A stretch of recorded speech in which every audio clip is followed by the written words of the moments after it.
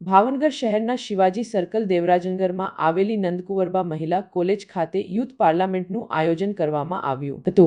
પૂર્વ સાંસદ રાજેન્દ્રસિંહ રાણાની અધ્યક્ષતામાં યુથ પાર્લામેન્ટ યોજાઈ હતી। નંદકુંવરબા મહિલા કોલેજ દ્વારા મેઘાણી ઓડિટોરિયમ હોલ સરદારનગર ખાતે યુથ પાર્લામેન્ટ યોજાઈ હતી, જેમાં વિદ્યાર્થીનીઓ હાલના દેશના વડાપ્રધાન નરેન્દ્ર મોદી કોઈ બન્યું હતું તો કોઈ રેલ મિનિસ્ટર તો કોઈ નાણામંત્રી, જ્યારે વિપક્ષમાં વિદ્યાર્થીનીઓએ રાહુલ ગાંધી તો કોઈ મલ્લિકાર્જુન ખડગે બનીને કારભાર સંભાળીને યુથ પાર્લામેન્ટ બનાવી હતી।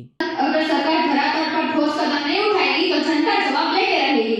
जय हिंद, जय भारत। कहीं भी कभी भी उसका शिकार हो रहा है, क्या आपको सही लगता है? जब अपराधियों को खुले सड़कों पर ढूंढने गया था। अध्यक्ष महोदय, सबसे पहले मैं आपको नमन करते हुए इस पूरे सदन का ध्यान एक अत्यंत सिस्टम पारदर्शी व्यवस्था से आज समय की बर्बादी और भ्रष्टाचार दोनों से मुक्ति मिली है। माननीय अध्यक्ष महोदय से ये गड्ढे छोड़कर सवाल ही उठाते हैं और आप कह रहे हैं कि शायद आपके लिए आपका भारत महान ना हो, पर बनाए हैं जिसकी वजह से बच्चों को असली हकीकत में शिक्षा मिली है, असली सुविधा मिली है। महिलाएं सिर्फ घर की इज्जत नहीं, वो कहते हैं कि महिलाओं को आत्मसम्मान नहीं मिलता। उसी समय में सब उसी महिला का प्रति बाकी महिलाओं के प्रति आत्मसम्मान नहीं मिल रहा है। तो आप देख लीजिए महिलाओं को आत्मसम्मान मिल रहा है, उसका सबसे बड़ा एग्जाम्पल है ऑपरेशन सिंदूर। आपने उसका दिया दिया ही दिया है। तो मैं कहना चाहती हूँ कि महिलाओं को आत्मसम्मान आपके समय में दे रहे थे, लेकिन दिखावे का दे रहे थे मोदी। आधी रात को बाहर जाती है तो उसको वो सुरक्षित नहीं है। तो हमारी सरकार ने 181 और चाइल्ड हेल्पलाइन नंबर भी जारी किया है 1098।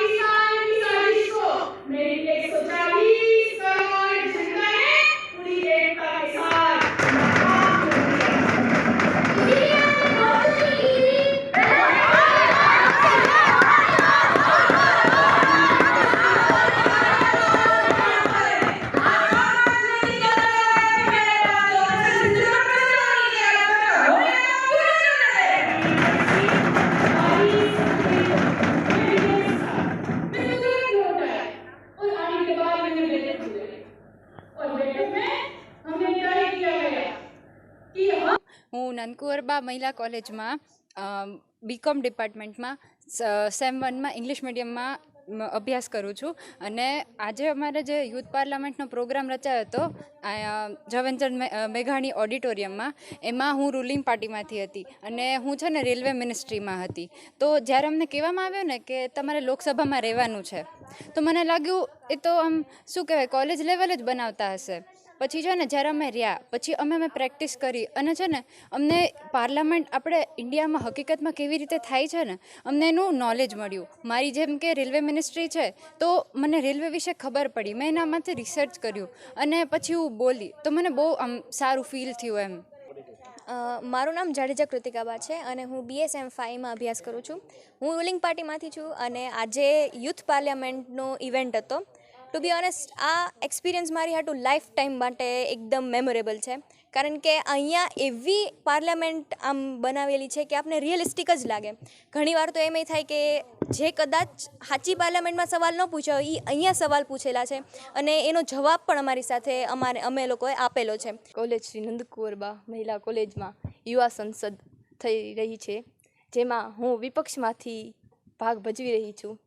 અહીં અમને બહુ મજા આવે છે કે પહેલી વાર કંઈક પોલિટિક્સમાં રાજનીતિમાં અમને કરવાનો મોકો મળ્યો। રિયલ સંસદ સુધી તો અમે લગભગ ન પહોંચી શકીએ, પણ જે એનો પ્રોપર માહોલ હતો એ અમને અહીંયા મળે છે। તો અમે ઘણા બધા ગ્રેટફુલ છીએ ભરત સર અને રવિ સરને કે એને અમને આવો ચાન્સ આપ્યો કે અમે રિયલ સંસદ જેવી જ અહીંયા સંસદ ભજવી શકીએ અને પોતાની જે બોલવાની કળા છે એને વ્યક્ત કરી શકવી.